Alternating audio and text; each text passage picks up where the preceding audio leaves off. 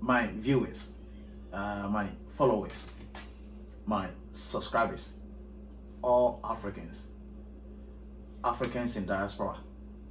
You are once again welcome to My Africa, My Heritage TV.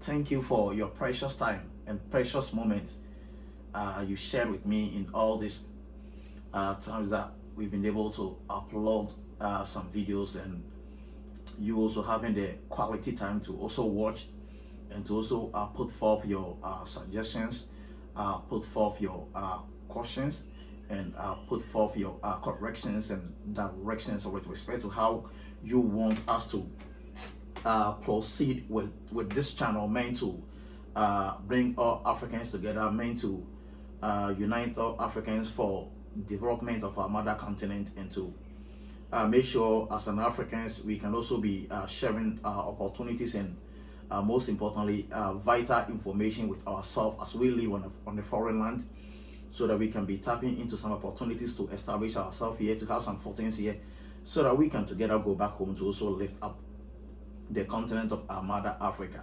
God bless you all for your viewership. It means a lot to me. It means a lot to everyone, and thank you, and please keep on doing that.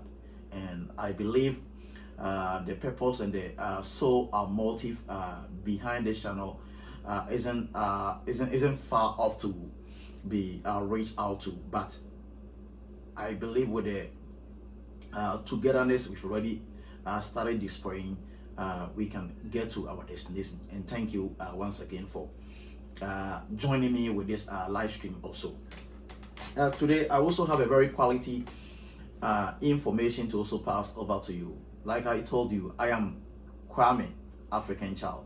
My name is Kwame, African Child. As I always mention, one of my friends, one of my followers and subscribers told me he likes the vibes upon which I mention the names of Africa and how I relate myself with all Africans. As I told you, yes. I feel so proud and I feel so dignified to be doing that, because as I told you, as much as I hail from Ghana, I see myself more as an African, because as I told you, Ghana belongs to Africa. Africa is the mother continent and Ghana is part of Africa. So even though I'm Ghanaian, I'm African, and I'm African more. You see, most importantly, as we are living on a foreign land, as we are living in the United States here, if the Americans sees us, they describe us as Africans first. You see, they describe us as an African first before they will even bother to ask you which country do you come from. Because the moment they see you, they know you're African. So it would even take some courage for them to even come close. Please, can I know the country where you hail from? But most importantly, before you even mention your country, the person knows you're African. So I feel proud to be an African, and I always feel proud to be an African also. So now we are here to highlight this issue that I think is bordering the unity of Africans in diaspora. You see, it is undermining the unity that we can have as an Africans to stand as one people, to fight for each and everyone's interests, and to be one, and without not be trying to fight among ourselves or trying to be undermining our own integrity as one people. You see, one of the things that the Western nations always used to nail down Africa is that Africa, we are divided, we cannot unite. You see, so please, my fellow Africans, let us try as much as possible to unite together. Let us try as much as possible to stand together, because mind you, divided we fall, united we stand. You see, so let us always see our symbol for the union as a broom. You know, like if you see a broom, the broom that we Africans know of, that we mostly use to sweep our rooms and maybe sweep our compound or our neighborhood. We know how the brooms are combined together to function. You see, if you take them in isolation, they cannot function. But if you bring them together and use a rope to tie them together, they can perform every task that you want to get it done for you. So please, my fellow Africans, let us unite. Let us stand together as one. I believe with togetherness we can achieve the impossible. So now, please, this my message is specifically targeting my African ladies. My message is specifically targeting my African ladies in America here, my African ladies in Canada, my African ladies in Germany, my African lady in any country across the globe that they will have the opportunity to watch this video. Please, my fellow African ladies, this is like a popular demanded video that I'm trying to put out here. You see, so most of our men are getting intimidated that they don't see why you can travel out of Africa to maybe meet your fellow African in this country. Maybe example, I'm using the United States as an example. Most of my African brothers and sisters don't see why it is becoming impossible for Africans to marry one another, or maybe Africans for us to marry ourselves in a foreign land. They don't see why it is becoming so hard, it's becoming so impossible for us not to be able to do that, especially when maybe you are African guy, you are African lady, and maybe you've fallen in love with your fellow African. You see, sometimes, because of how exaggerated we have lifted up the issues of somebody having documents and somebody not having documents, the moment you are in love with somebody, the basis upon which some people will try to define that love, the basis upon which some people will try to punch holes into that love is as to whether the lady in love is having documents or the guy in love is having documents. It is only in this foreign land. I'm talking about United States, I'm talking about Canada, I'm talking about Europe, I'm talking about Oceania, I'm talking about Australia. It is only in a foreign land that Africans find it difficult to marry themselves because one is having documents and one is not having documents. Please, my fellow brothers and sisters, please, my fellow Africans, why are we doing this to ourselves? That because of, for the basis of the fact that somebody doesn't have a document, somebody doesn't have a residency document, somebody doesn't have the legal status to live in the country, because that person is not having that status, you think you cannot fall in love with that person, or you think falling in love with such a person is a crime, you think falling in love with such a person is a violation, you think falling in love with such a person is like arbitrarily, it is outlaw and it shouldn't happen because that is not the order of the day. I mean, where are we getting this thing from? Where are we getting this understanding from? Please, my fellow African sisters and brothers, please, my fellow fathers and mothers who has given birth to beautiful daughters here, who has given birth to beautiful sons here, that they are supposed to have the opportunity to marry their fellow Africans. Please, you don't have to judge or you don't have to discriminate against your son's choice of marriage because of the fact that the person doesn't have documents. Please, mothers and fathers, you don't have to discriminate or you don't have to stand between your daughter's decision to marry a guy who doesn't have a document because you think those people that don't have documents are criminals. They have bad intentions, they have ill friends, and they are only just coming not because of love but because of documents. So once you give in for them to live with you, once they have the documents, they will turn their back on you, then they will run away and leave you behind. Please, my fellow African fathers, please, my fellow African mothers, we should put stop to this behavior. Why am I saying so? I'm using America as an example. In America here, we are living with Indians, we are living with Chinese people, we are living with Malaysians, we are living with people from Indonesia. We are living with people from Laos. We are living with people across the globe. You see, America is a land of immigrants. And we are seeing many immigrants in America here. It is not only Africans that are immigrants on the land of America. There are all races in America. Everyone is in America here. But when it comes to issues of marriage, we are not seeing these challenges. We are not seeing these difficulties among Indians. We are not seeing these challenges. We are not seeing this setback among people from Indonesia. We are not seeing this challenge among people from Asia. We are not seeing these challenges among people from Eastern Europe, among people from European land. But only time that you hear about problems with respect to marriage, it is only in the African neighborhood. It is only in the African community that you see this problem. Why? Because Africans, we are so petty. Africans, we are so envious. Africans, jealousy is killing us. Africans are people, when they are exposed to opportunity, they would want to stay there alone with their family. They don't want anybody to come close to them to also enjoy. Please, my fellow African sisters and brothers, why are we doing this to ourselves? We live with the Indians. Do you see the Indians doing the same thing? We live with the Chinese. I know many Chinese people that I'm working with that they don't have documents, but they've been able to marry to Chinese that are living here with documents. Most of the Chinese that they got married to, they are citizens of America. But yet they got married to them even though they don't have documents. They didn't go through any struggle. They didn't go through any wahala. They didn't go through any difficulties or any challenges. I know many Indians that have gotten married to their fellow Indians that are citizens of America. Most of these Indians ladies that have gotten married to the Indians guys that immigrated from the Indian homeland, they came here without documents. They came with a visa. They came with a visa like some of us. But yet they've been able to marry Indian citizens that were born on this land.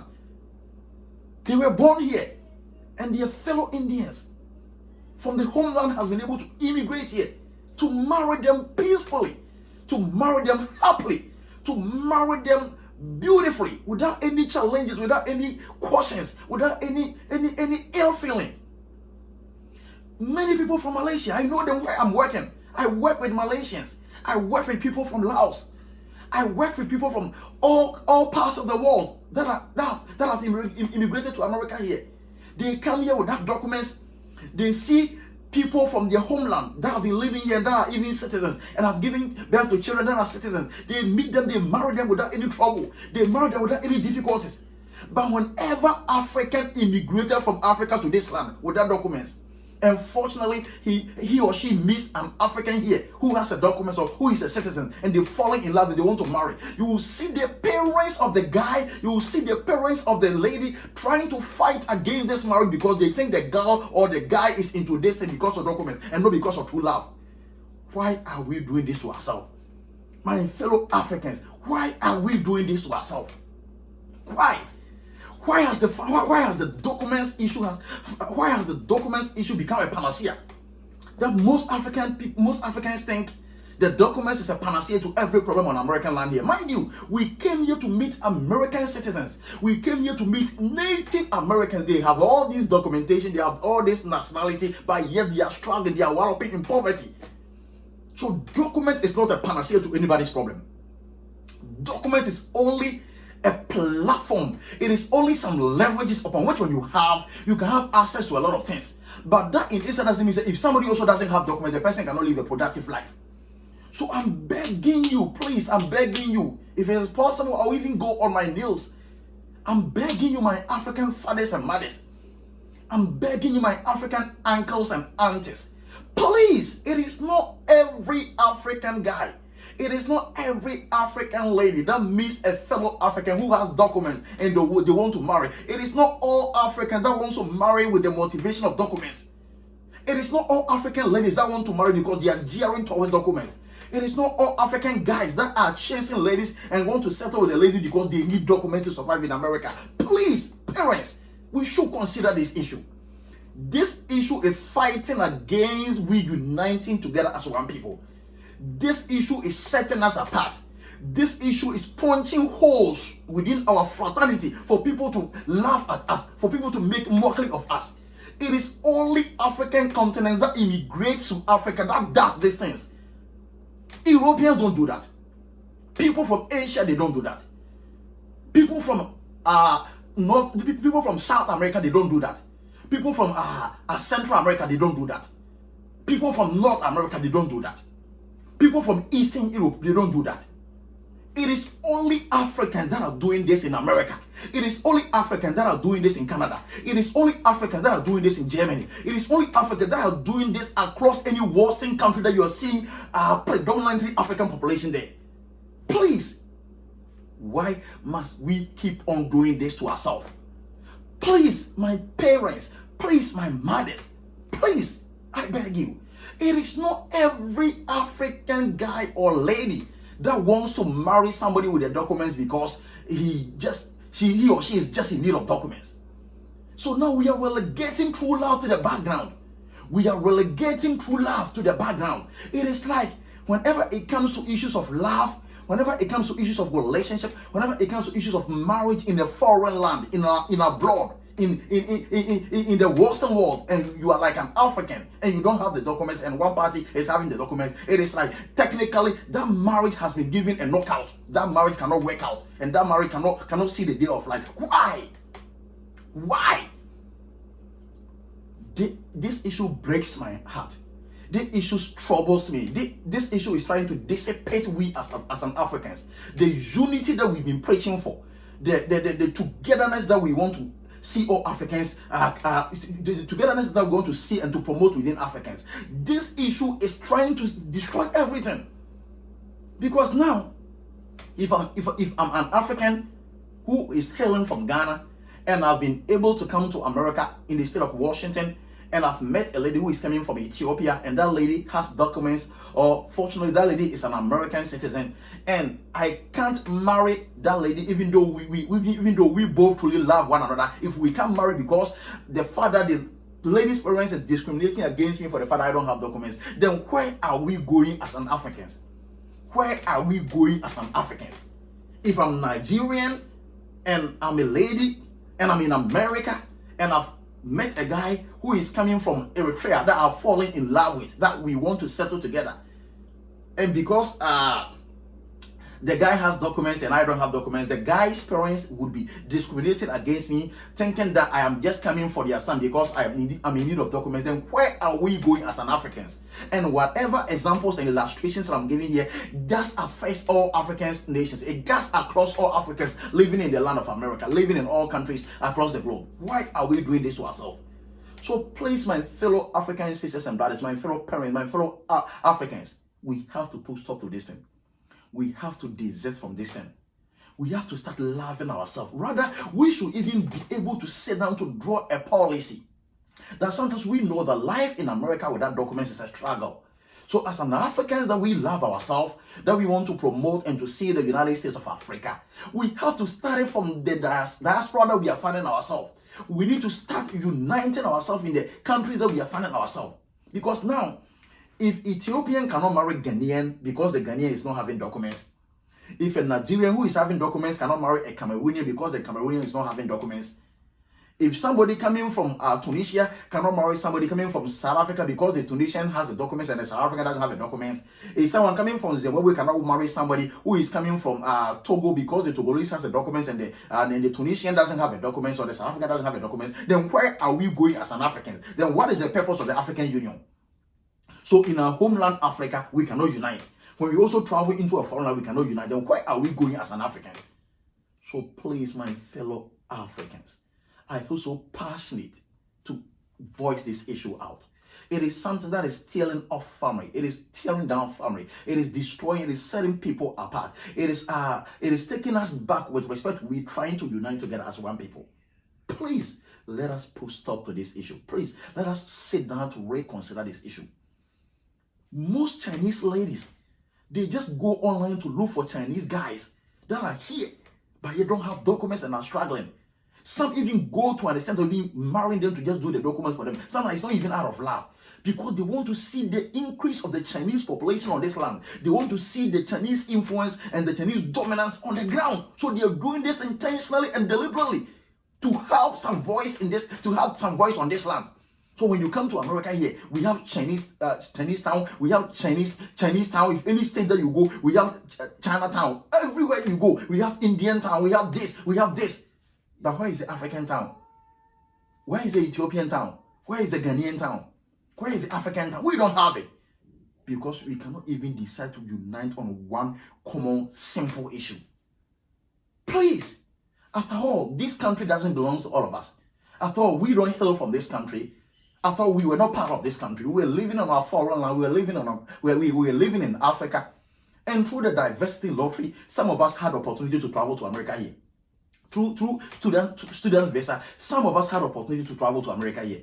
Through visa applications, some of us had opportunity to travel to America here. So now, if America, if America as a country can just give you the ordinary African living in maybe say Morocco, living in maybe say Tunisia, living in Algeria, living in Togo, living in Burkina Faso, living in Senegal, living in Benin, living in Maldives, if they can give you visa, even though they don't know you anywhere, and they can give you this opportunity and leverage for you to also live a worldly life in this on this land, why can't you also give your fellow African this opportunity? Why do you find it so difficult, it's so hard to extend a helping hand to your fellow African on this land?